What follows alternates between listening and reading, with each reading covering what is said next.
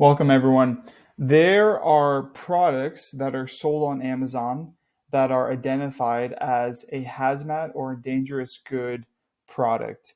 And let me explain what that is. That's typically a product that involves some type of chemical or gas or liquid or a battery. And those are identified as hazmat or potentially dangerous. And you're going to need approval to sell those on Amazon. Now, it is up for debate, kind of out there in the whole, you know, FBA Amazon world, if you should go in to be selling hazmat or dangerous goods products, basically any product that includes a battery. I know a lot of people that recommend against it. My first product was a hazmat dangerous good product. It included a battery, and I didn't even realize it. And I dealt with it, and I moved on, and I'm still selling that product. And then my next few products were products that required batteries. And so I'm going to leave it up to you ultimately. I'm going to give you the tools and the knowledge that I know of how to deal with the situation, but it's up to you if you want to sell a product that is hazmat or potentially a dangerous good product. Let's read the definition real quick. Dangerous goods, also called hazmat, are substances or materials that might pose a risk while storing, handling, or transporting because they contain flammable, pressurized, corrosive, or other harmful substances. The list of products below does not contain every potential dangerous good in each category, but each represents the types of dangerous goods that you might encounter among your listings and can therefore serve as good examples to increase your ability to identify dangerous goods. Below this video, I'm going to include all of these different products. Now, or all these potential, products and categories. Now, I don't want you to do product research and in the back of your mind always be thinking, is this hazmat? Is this a dangerous good? Will it get approved or not? Now, don't worry about it. Once you have a list of good potential products, then you can kind of run your research and see if any of these are hazmat. And then you can decide if you want to move forward. In this video, I'm also going to include how to deal with this situation, how to get exempt, how to get approved, or at least how I've been able to get approved here in the past. All right. So the easiest way to figure out if a product is a hazmat product is let's go into our Seller Central account, and in the search bar, I'm going to type in hazmat products. Okay. And we can look up by ASIN if the product that we want to sell is a hazmat product. Now, I would just go to one of your competitors, a similar ASIN, and I'm going to click in. I'm going to copy and paste their ASIN, but I'm going to do this for a few different products just because I want to make sure. And let me kind of show you why. So let's come up here. This is a blue light flashlight, and I'm going to copy and paste, and let's check the status of the flashlight. It says that this product is not a dangerous good. Awesome. We're good to go. We're okay to sell it.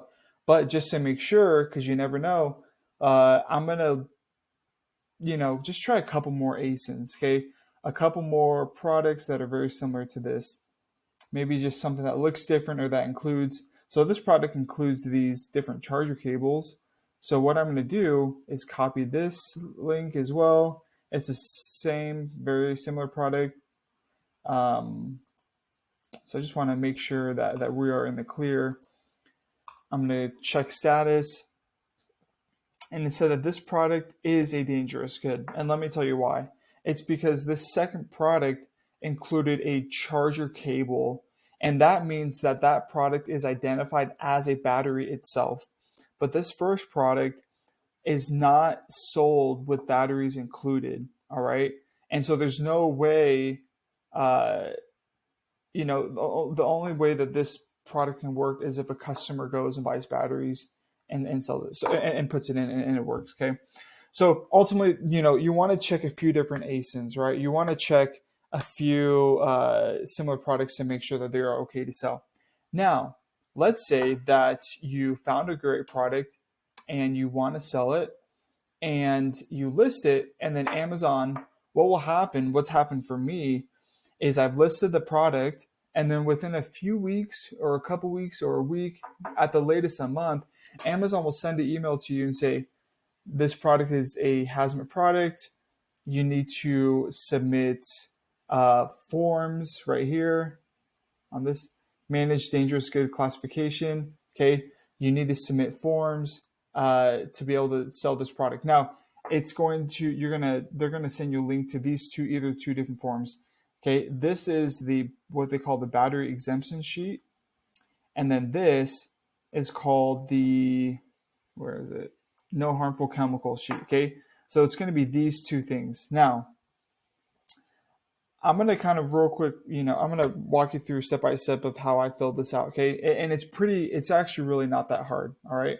So first thing, first and last name, the ASIN of the product that you want to get exempt for. And real quick, in this video, if you don't need to get exempted, you're free to move on to the next video. But let's say you're coming back because you need to figure out how to do this process, then that's totally fine. All right.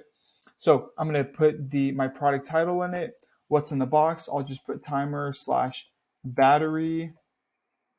Okay. Are batteries sold with the product, or is a product a battery? The product is a battery because all I have to do is just plug in a cable to charge it. Okay, so yes. What is the chemical composition type of the battery? You're going to have to get this from your supplier, but usually it's lithium ion. And then battery packing, it's going to be in equipment. Yes. If it was batteries that were included like this, you're going to say with equipment, but mine is a battery, so I'm going to say in equipment. Number of cells. Now, this is considered multiple cells because it's 2 batteries. Okay, a single cell will just be 1 battery. All right. One battery. Watts per hour. It's going to be less than 100, and I'm complete. Okay, I'm going to save that and then submit that to Amazon. And then with this, I've never had to fill out this exemption sheet for products without harmful chemicals. Okay, but they do a pretty good job of explaining instructions right here. Honestly, this process is not incredibly painful. It is kind of a hassle, but if you found a killer product and it's great margins and you're passionate about it, I would say go for it, right? I mean, this is just a small setback to fill out that form, but if you just want to be extremely safe and not, risk of getting denied to ever list this product or whatever the case may be, I get that, right? Move on to a different product. That's totally fine. If you have any specific questions about this, reach out to me on the Facebook group, message me on Facebook. I'm glad to help you out with it as best I can. But I would say the biggest way that you're going to get help by getting it approved is ultimately by reaching out to Amazon. And so you're going to go down here, let's create a case, and then you'll say, hey, I need help. Like, try to get on the phone as fast as you can. And typically they will refer you to a specialist who will help you fill out that form to get approved for this product. All right. So those are Hazmat products. Like I said, reach out to me on Facebook if you have any other questions about this. But that's about it. Let's move on to the next video.